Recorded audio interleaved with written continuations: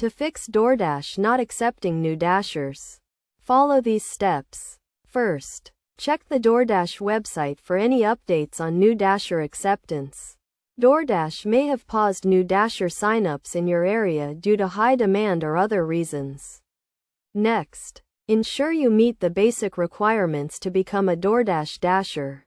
You must be at least 18 years old, have a valid driver's license, and own a car or have access to a reliable vehicle. You will also need a smartphone to use the DoorDash app. If you meet the requirements, check your application for any errors or incomplete information. Make sure your name, email address, and phone number are correct and up to date.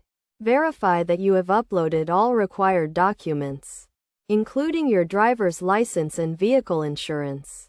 Another reason DoorDash may not be accepting new Dashers is due to background check issues.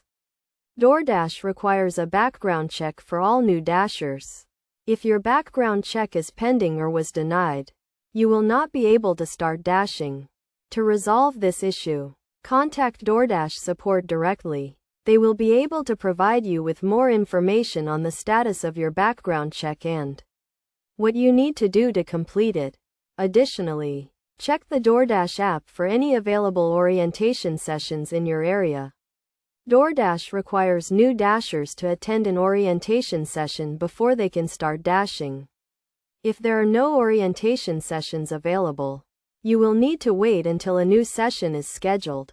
Finally, if none of the above steps resolve the issue, contact DoorDash support for further assistance.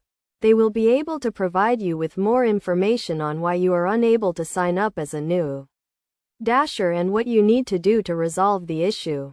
By following these steps, you should be able to fix the issue with DoorDash not accepting new Dashers and start dashing as soon as possible. Remember to always check the DoorDash website and app for any updates on new Dasher signups and requirements.